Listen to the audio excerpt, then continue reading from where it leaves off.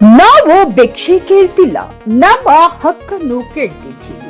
ಸಾರಿಗೆ ನೌಕರರ ಕೂಗು.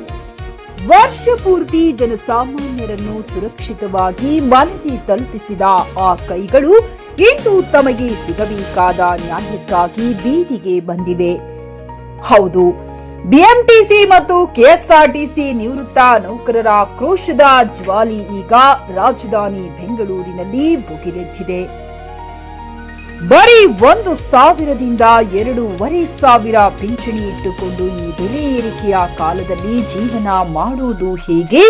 ಕನಿಷ್ಠ 7,500 ಪಿಂಚಣಿ ಕೊಡಲೇಬೇಕು, ಉಚಿತ ವೈದ್ಯಕೀಯ ಸೌಲಭ್ಯ ನೀಡಲೇಬೇಕು ಅಂತ ನಿವೃತ್ತ ನೌಕರರು ಇಪಿಎಫ್ಒ ಕಚೇರಿಗೆ ಮುತ್ತಿಗೆ ಹಾಕಿದ್ದಾರೆ.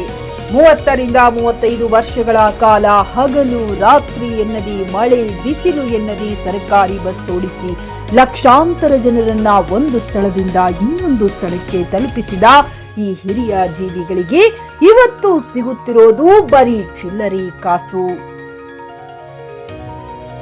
ನೋಡಿ ಸರ್, 35 ವರ್ಷ ಬಸ್ ಓಡಿಸಿ ನಮ್ಮ ಬೆನ್ನು ಮೂಳೆ ಸವಿದು ಹೋಗಿದೆ. ಇವತ್ತು ನಮಗೆ ಸರ್ಕಾರ ಕೊಡ್ತಿರೋ ಪಿಂಚಣಿ ಎಷ್ಟು ಗೊತ್ತಾ? ತಿಂಗಳಿಗೆ ಬರೀ 1,500. 1,500ನಲ್ಲಿ ನಾನು ಬಿಪಿ ಶುಗರ್ ಮಾತ್ರೆ ತಗೋಬೇಕಾ ಅಥವಾ ಮನೆ ಬಾಡಿಗೆ ಕಟ್ಟಬೇಕಾ? ನಮ್ಮ ಮುಖ್ಯ ಬೇಡಿಕೆ ಇಷ್ಟೇ, ಕನಿಷ್ಠ 7,500 ಪಿಂಚಣಿ ಕೊಡಬೇಕು, ಉಚಿತ ಮೆಡಿಕಲ್ ಸೌಲಭ್ಯ ಕೊಡಬೇಕು. ನಾವು ಭಿಕ್ಷೆ ಕೇಳ್ತಿಲ್ಲ, ನಮ್ಮ ಹಕ್ಕನ್ನು ಕೇಳ್ತಿದ್ದೀವಿ. ಇದು ಒಬ್ಬ ನೌಕರನ ಧ್ವನಿಯಲ್ಲ, ಸಾವಿರಾರು ನಿವೃತ್ತ ನೌಕರನ ಕಣ್ಣೀರಿನ ಕಥೆ. ಕೇಂದ್ರ ಸರ್ಕಾರ ಮತ್ತು ಇಪಿಎಫ್ಒ ಅಧಿಕಾರಿಗಳಿಗೆ ಸ್ಪಷ್ಟ ಎಚ್ಚರಿಕೆ ಕೊಟ್ಟಿದ್ದಾರೆ. ಒಂದು ವೇಳೆ ಈ ಅಧಿವೇಶನದಲ್ಲಿ ನಮ್ಮ ಬೇಡಿಕೆ ಈಡೇರಿಸದಿದ್ದರೆ ಈ ಹೋರಾಟ ಉಗ್ರ ಸ್ವರೂಪ ಪಡೆದುಕೊಳ್ಳಲಿದೆ. ಜಯನ್ ಕೃಷ್ಣಾರೆಡ್ಡಿ, ಚಿಕ್ಕ ನ್ಯೂಸ್ ಕನ್ನಡ, ಚಿಕ್ಕಬಳ್ಳಾಪುರ. ತಕ್ಷಣ ಪರಿಹಾರನ ದೊರಕಿಸಿಕೊಡ್ತೀವಿ ಅಂತ ಹೇಳಿ ಇಪಿಎಫ್ಒ ಅಧಿಕಾರಿಗಳು ಮಾನ್ಯ ಸರ್ವೋಚ್ಚ ನ್ಯಾಯಾಲಯದ ತೀರ್ಪು ಪ್ರಕಟಗೊಂಡ ನಂತರ, ಅಂದರೆ 4/11/22 ತೀರ್ಪು ಆದ ನಂತರ ಈ ಒಂದು ಕಾರ್ಯಕ್ರಮವನ್ನು ದೇಶಾದ್ಯಂತ ಹಮ್ಮಿಕೊಂಡರು. ಇವತ್ತು ಭಾರತದಾದ್ಯಂತ ಸುಮಾರು ಸಾವಿರಾರು ಕೇಂದ್ರಗಳಲ್ಲಿ ನಿಧಿ ಆಪ್ಕೆ ನಿಕಟ್ ಕಾರ್ಯಕ್ರಮ ನಡೀತಾ ಇದೆ. ಇದೆಲ್ಲ ಪತ್ರಿಕಾ ಜಾಹೀರಾತು ಕೊಟ್ಟಿದ್ದಾರೆ, ಮತ್ತೆ ಮಾಧ್ಯಮಗಳಲ್ಲಿ ಕೂಡ ಪ್ರಕಟಣೆ ಮಾಡಿದ್ದಾರೆ. ಈ ಒಂದು ನಿಧಿ ಆಪ್ಕೆ ನಿಕಟ್ ಕಾರ್ಯಕ್ರಮದಲ್ಲಿ ನಿಮ್ಮ ಕುಂದುಕೊರತೆಗಳನ್ನು ಬಗೆಹರಿಸ್ತೀವಿ, ನಿಮ್ಮ ಎಲ್ಲ ಸಮಸ್ಯೆಗಳನ್ನು ಬಗೆಹರಿಸ್ತೀವಿ ಅಂತಕ್ಕಂಥ ಮಾತನ್ನು ಹೇಳಿದರೆ, ನಾವು 43 ಮನವಿಗಳನ್ನು ಕೊಟ್ಟು 43ನೇ ಒಂದು ಪ್ರತಿಭಟನಾ ಕಾರ್ಯಕ್ರಮನ ಇವತ್ತು ಪಿಎಫ್ ಕಚೇರಿ ಮುಂದೆ ಹಮ್ಮಿಕೊಂಡಿದ್ದೇವೆ.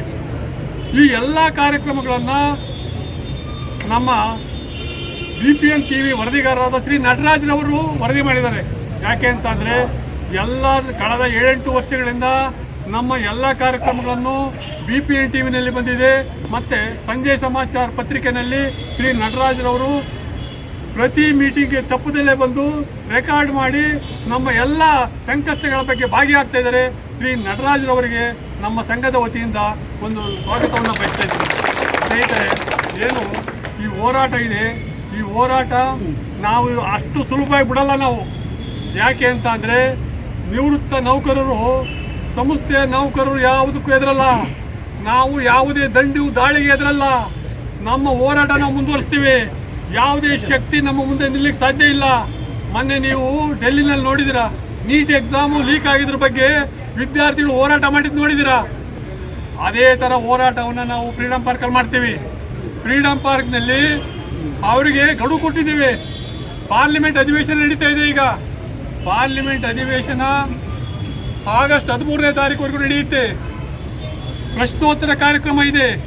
ಸದಸ್ಯರು ಕೇಳ್ತಕ್ಕಂಥ ಪ್ರಶ್ನೆಗಳಿಗೆ ಕಾರ್ಮಿಕ ಮತ್ತು ಉದ್ಯೋಗ ಖಾತೆ ಸಚಿವರು ಸಮಂಜಸ ಉತ್ತರವನ್ನು ಕೊಡಬೇಕು.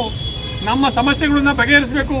ಪಾರ್ಲಿಮೆಂಟ್ನಲ್ಲಿ ನಿವೃತ್ತ ನೌಕರರ ಭಾವನೆ ಏನಿದೆ, ಅವರ ಸಂಕಷ್ಟಗಳು ಏನಿದೆ ಅನ್ನೋದ್ರ ಬಗ್ಗೆ ಸದಸ್ಯರ ಪ್ರಶ್ನೆಗೆ ಶ್ರೀಮತಿ ಶೋಭಾ ಕರಂದಾಜೆ ಮತ್ತು ಮುನ್ಸುಖ್ ಮಾಂಡೀಯ ಅವರು ಸಮಂಜಸವಾಗಿ ಉತ್ತರ ನೀಡಿ ನಮ್ಮ ಸಮಸ್ಯೆಗಳನ್ನ ಈ ಒಂದು ಪಾರ್ಲಿಮೆಂಟ್ ಅಧಿವೇಶನ ಮುಗಿಯುವ ಹೊತ್ತಿಗೆ ನಮ್ಮ ಬೇಡಿಕೆ ಈಡೇರಿಸಬೇಕು. ಈಡೇರಿಸಲ್ಲ ಅಂತ ಅಂದರೆ ನಾನು ಕೇಂದ್ರ ಸರ್ಕಾರ ಮತ್ತು ಅಧಿಕಾರಿಗಳಿಗೆ ಈ ಒಂದು ತುಂಬಿದ ಸಭೆಯಲ್ಲಿ ಎಚ್ಚರಿಕೆ ಕೊಡ್ತಾ ಇದ್ದೇನೆ. ಖರೀದಿಸುವ ಪ್ಲಾನ್ ಇದ್ದೀರಾ?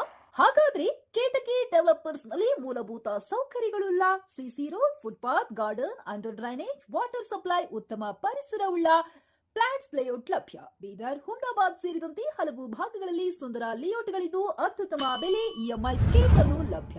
ಹಾಗಿದ್ರೆ ತಡೆಯಾಕೆ, ಹಿಂದೆ ಸಂಪರ್ಕಿಸಿ 7676474747 ಎಂಡಿ ಸಂಗಮೇಶ್ ಚಿದ್ರಿ, ಹುಮ್ನಾಬಾದ್.